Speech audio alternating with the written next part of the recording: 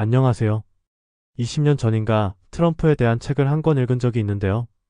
너무 오래전의 일이라 기억이 잘 나지는 않지만 트럼프는 부동산 업자였던 아버지의 건물에서 세입자들의 월세를 거들어 다녔다고 합니다. 그리고 협상을 무척 잘했다고 하는데요. 근데 그의 협상의 기술은 생각보다 간단하더라고요. 상대방이 겁먹을 만큼 과도한 조건을 고압적으로 제시하는 겁니다. 그럼 상대방은 주눅이 들어서 좀 봐달라며 먼저 숙이고 들어오게 되죠. 이 방법은 먹히면 좋고 안 먹혀도 손해를 볼 게 없기 때문에 트럼프가 자주 사용하는 협상 방식으로 알고 있습니다. 지금 트럼프가 관세로 전 세계를 협박하는 것도 이와 별반 다르지 않다고 봅니다. 트럼프의 이런 행동은 미국 부채 때문이라는 설이 있는데요. 이미 미국은 오래전부터 부채로 인한 셧다운 문제가 연례 행사였죠. 지금 트럼프의 관세 전략은 자국 내 투자를 압박하고 추가 관세로는 변제금을 충당하려는 것이 아닌가 생각합니다. 또한 각국과 체결한 기존의 협정을 무력화시켜 미국에 유리한 협정을 다시 체결하려는 것이 아닌가 하는 의심도 듭니다. 이 모든 문제의 근본적인 원인은 부채 때문이라고 봅니다. 우리나라도 결코 부채 문제로부터 자유롭지 않죠. 가계 부채만 하더라도 전 세계 1위라고 하니까요. 지금 자영업자들이 무척 어렵다고 하는데요. 왜 그럴까요? 지금 시중에 돈 가진 사람들이 별로 없을 겁니다. 2021년에 돈 좀 있는 사람들은 대부분 아파트에 올인했거든요. 은행 노예로 예속되어 원리금 갚기도 빠듯한 마당에 쓸 돈이 어디 있겠습니까? 그것도 지금처럼 고물가 시대의 말입니다. 모르긴 몰라도 2021년 고점에 빚투를 한 사람들은 지금 후회하고 있을 거라고 봅니다. 그 당시에 빚도 능력이고 자산이라며 가스라이팅을 하는 재테크 전문가들이 많았었죠. 제가 5년 전인가 이 채널을 시작하면서 줄기차게 강조한 게 하나 있는데요. 뭔지 아시나요? 절대 빚지지 말라는 거였죠. 그러면서 신용카드도 버리고 체크카드만 쓰라고 했었습니다. 지금과 같은 시기에는 빚 없는 사람이 장땡이라고 봅니다. 아닌가요? 저는 빚을 지는 건 인간의 영혼과 자유를 파괴하는 행위라고 생각합니다. 물론 동의하지 않을 분들이 많겠지만요. 그럼 실컷 빚지면서 사세요. 말리지 않습니다. 평생 은행 종노릇이나 하고 싶다면 말입니다. 트럼프의 종잡을 수 없는 언행 때문에 지금 주식시장이 요동치고 있는 것은 다 아실 겁니다. 일종의 변수죠. 여윳돈으로만 무리하지 않고 주식 투자를 한 분들은 크게 동요되지 않을 겁니다. 하지만 비투나 분수에 맞지 않는 무리한 투자를 한 분들은 버티기 쉽지 않으리라고 봅니다. 하루하루가 스트레스와 고통의 연속이겠죠. 또한 입맛도 없으며 잠도 잘 안 오고 일도 손에 잡히지 않을 겁니다. 주식 투자를 하다가 보면 예기치 않는 변수가 일어날 수 있다는 것을 항상 명심하셔야 합니다. 보통은 예상 밖의 일들이죠. 대외적으로는 코로나 팬데믹과 우크라이나 전쟁, 그리고 트럼프의 당선을 예로 들 수 있다고 봅니다. 또한 대내적으로는 최근에 있었던 비상계엄이 아닌가 합니다. 개별주 각각은 또 어떤가요? 횡령, 배임, 유상증자, BW나 시비 발행, 소송 등 온갖 예상치 않은 일들이 수시로 벌어집니다. 과연 누가 이런 상황들을 예측할 수 있겠습니까? 때문에 이럴 때마다 당연히 주가는 크게 요동칠 수밖에 없습니다.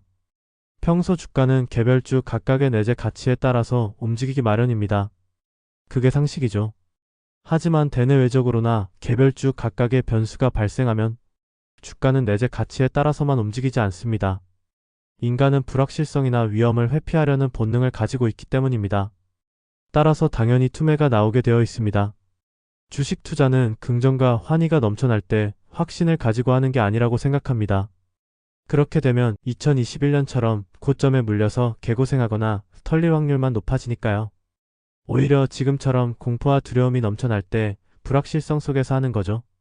하지만 대부분은 반대로 합니다. 왜냐고요?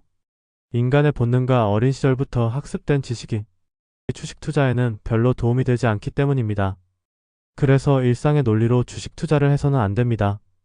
주식 시장에서는 좋은 것이 꼭 좋은 것만이 아니고 나쁜 것이 꼭 나쁜 것만이 아니기에 그렇습니다.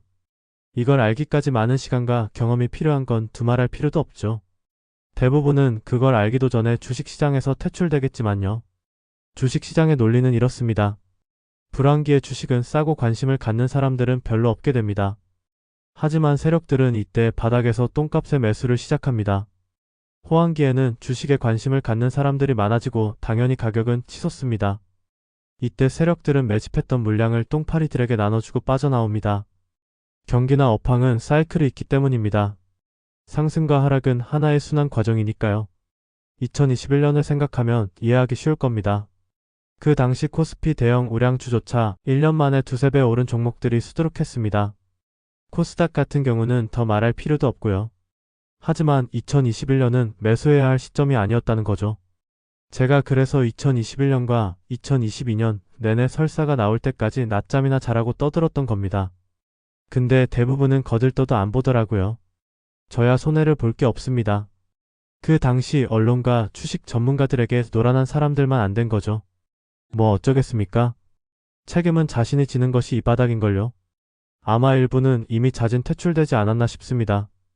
거품이 클수록 조정 또한 길어질 수밖에 없다는 것을 아셔야 합니다.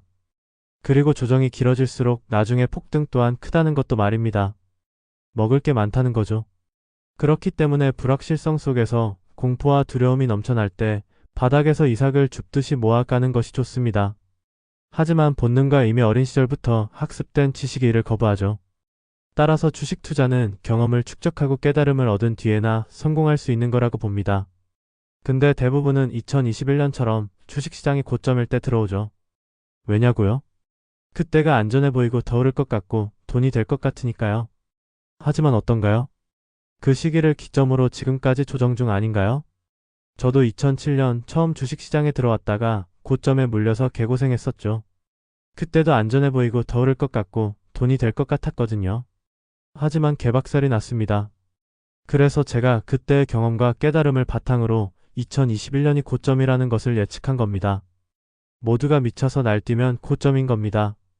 그땐 그냥 낮잠이나 자면서 설사가 나올 때까지 기다리는 것이 최선입니다.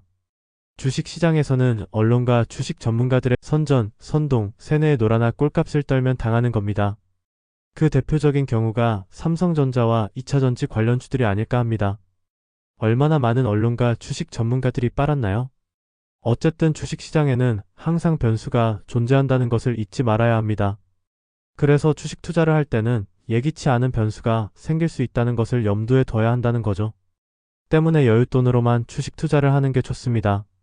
그래야 무리를 하지 않게 되고 변수가 생겼을 때 타격이 크지 않기 때문입니다.